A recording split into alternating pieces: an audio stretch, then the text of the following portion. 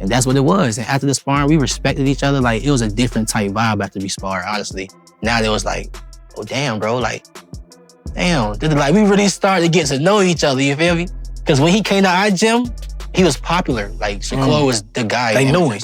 Everybody knew him. Yeah. And amateurs. One thing I can say, though, because, I've been seeing, we've been amateur together and stuff. Right. Yeah. Tio can fight. Tio can fight. The boxing world was shocked after leaked sparring footage surfaced showing Keyshawn Davis dropping Shakur Stevenson. The clip instantly went viral, sparking debate across the sport. It highlighted how intense and unpredictable elite-level training can be.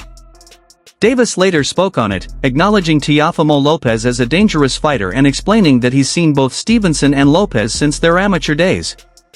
His takeaway was clear. Talent is everywhere at the top, but speed, preparation, and strategy are what ultimately decide who dominates in the ring. Shakur playing out, because you want me to tell you the truth, like, this fight could have been the winner's bracket fight. In other words, they're jumping to it, but at the end of the era, it may have been Teo and Shakur, especially if you would never fight Shakur, right? How do you see this fight playing out? I see it playing out, let's say, I see it starting off slow. Okay. And then I see as Shakur wins the first round, as Shakur wins the second round, slowly, I think Tio is going to eventually start picking it up and start imposing his will. Right. And then, it's just going to go from there. That's how I think it's going to go. That's a fair assessment. That's a fair one. Especially Keyshawn Davis opened up about that sparring session with Shakur Stevenson, making it clear there was nothing personal about it. He said once they got in the ring, Shakur's counters were landing clean while he struggled to find openings. Still, Davis kept pressing forward, knowing that hesitation could cost him. The experience, he said, only increased his respect for Stevenson's skill and reinforced how persistence and focus matter at the highest level. Aren't they come? I'm confident. I'm knowing I'm about to go in here and beat him up, right? Man, I get in the ring, man. Why I cannot hit this man, right? I cannot hit him, but he touching me. So I'm like, oh, he's different. He different. Like, he's different. So I just keep, 14, he's 16. I just keep going, I just keep going. So some getting through, some not, some getting through, some getting not. And I felt as if I was to step off the gas pedal, he was gonna get me.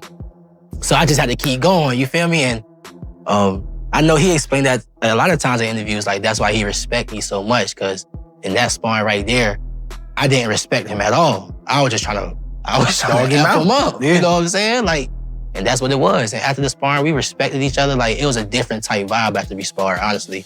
Now it was like, oh, damn, bro. Like, damn. Like, we really started to get to know each other, you feel me? Because when he came to our gym, he was popular. Like, Shakur was the guy. They knew him. Shakur Stevenson has been locked in throughout his entire fight camp, showing elite focus and discipline every single day. Each session is about fine-tuning details, sharper speed, cleaner technique, stronger conditioning. But it's not just physical work.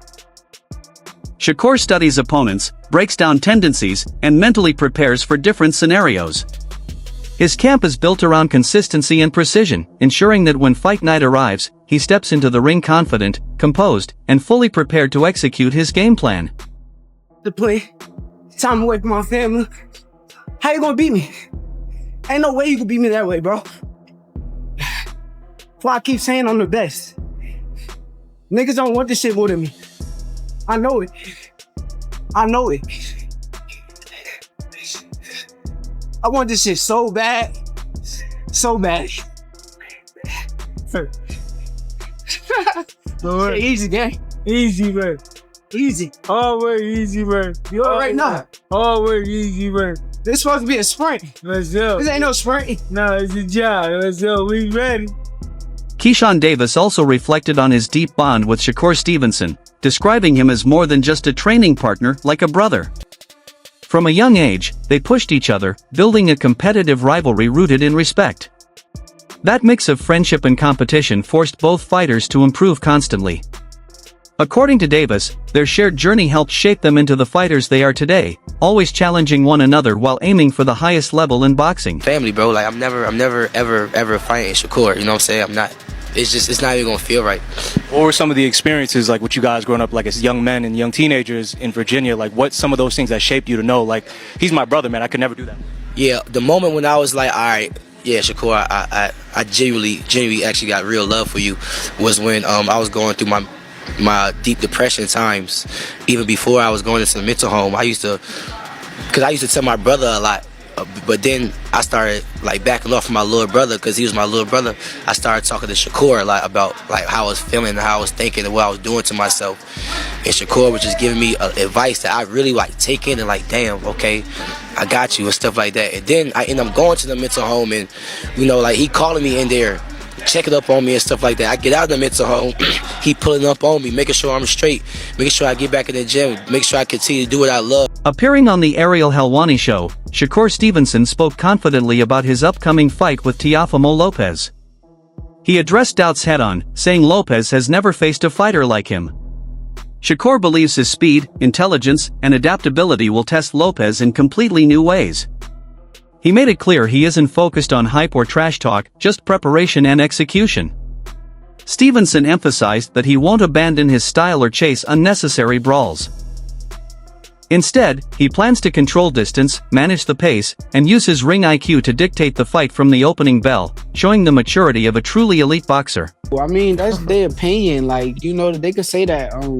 But I know he never fought nobody on my level. Like, I'm 1,000,000% sure that Tio has never seen nobody as good as me in his life. He's talking about, like, once he gets through you, then he wants Crawford, names like that. How do you think he would do against someone like Terrence at this point? I think he gets knocked out. Can't even hang with him. Yeah, he's too little. Bud is too big for him. Right. As far as skills, though, do you think he's on par with the likes of Terrence? I'm not going to say he's on a Terrence Crawford level of skills, but he's very skillful. He got a lot of things with him that puts him at a high level.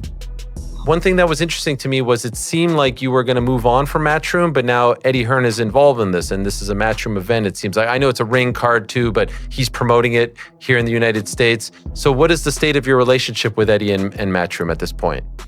Eddie's my guy. I'm actually not signed to Matchroom, but he's my guy. I'm a big fan of Eddie Hearn, and nothing but respect to him, but I'm glad he's the promoter that's on this card. I'm glad to share the spotlight with his promotional company. So if he's your guy, how come you're not signed to Matchroom?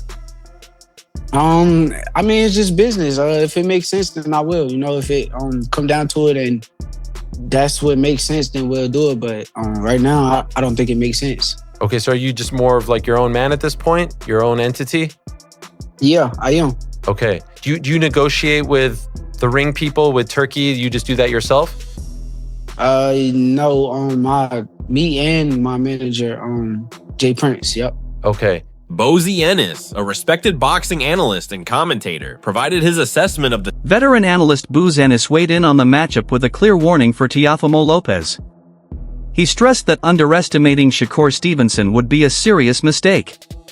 According to Ennis, Shakur's speed isn't just quickness, it's a weapon. It allows him to avoid danger, control exchanges, and land precise counters before opponents even react.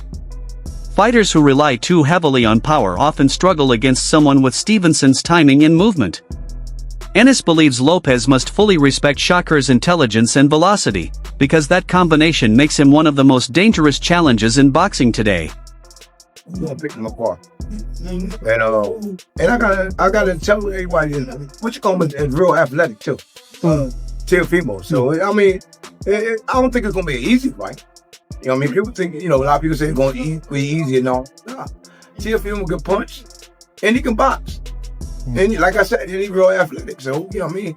That'll make it a little difficult right there. You know what I mean? I see a lot of people going back and forth with it. Some people think Tio got the advantage because of the weight. No. And that he's athletic and explosive. No. Some people say Shakur is the better boxer. Yeah. Right? How you see that fight ending? Well, they saying, they got the weight and all that. I see Shakur boxing big guys, light heavyweights and all that stuff. Just like Moose, he boxes heavyweights and put the heavyweights down. You know what I mean? I think that's the right move for him. You know what I mean? Get up and I think he can really do good at that weight. This isn't a stoppage. I'm looking at a decision, not a stoppage. But then all according how Till come in. Till come at him. I mean, he gonna run into some shots. It might be over. You know what I mean? Now, you always tell me it's the shot that you don't see coming. That's That's the power is speed. Right. So, could it be a situation where people underestimate Shakur's punching power? Yeah. I think Shakur can punch. You know what I mean? I think he can punch. It's just like I said, speed is power. You know, not them guys, muscle bound guys come in and they tell me, oh, he can punch and all that. Like I just got finished saying, like you just got finished saying, matter of fact, the punch that you don't see knocks him out. And they always say, Timo's been a bona fide world champion in 2 divisions. He was the champion at lightweight. Had most of the belts, defeated Lomachenko. He did suffer the upset loss to Kambosos. There were some physical issues there that we didn't know about going into the fight, not to make excuses for him. But regardless, he came back and even though maybe he didn't shine and scintillate maybe in some of those fights after that, when it came time to step up and take on the champ, which was Josh Taylor, he shined in that fight. So when Teofimo is matched, in a big time opponent, he's delivered, and he's done it, a number of times. And, he looked really good against Taylor. And Shakur, by the way, similar thing. He's been flawless through his career. He maybe not the most exciting at times, but Shakur Stevenson gets the job done. He has won titles from featherweight up to lightweight. When his back was against the wall, quote unquote, and everybody had big expectations, and he had a lot of pressure on him not to make it a boring fight and all that kind of business. What did he do in his last fight against William Zepeda? He stood in the pocket, he fought the guy, and he won handily. He shut him out, basically. He won like 10 rounds to 2. I mean, he fought a unification fight against Oscar Valdez, a fighter that, even though he might have been favored, thought maybe Oscar could do some damage because he was a good puncher and had a great amateur background and a great chin and all those types of things. And he went out there and he routed him also. I mean, so, these are 2 of the best young elite fighters in boxing. And their fight has been talked about for a long time. They spent most of their careers together at Top Rank, which was a fight.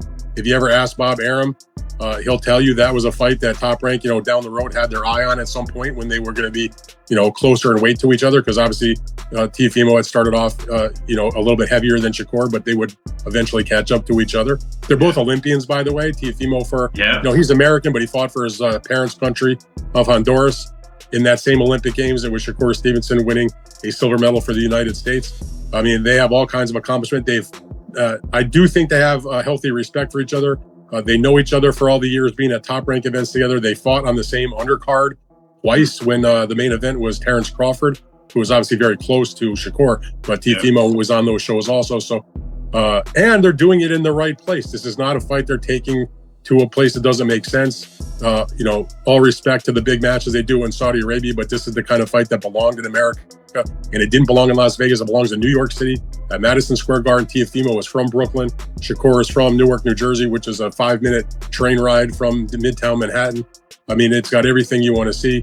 The Garden hasn't had a lot of big fights in the main arena over the last few years. The last one they had was the third fight between Katie Taylor and Serrano. But before that, it'd been, a couple years, I think, since they had a main arena fight. So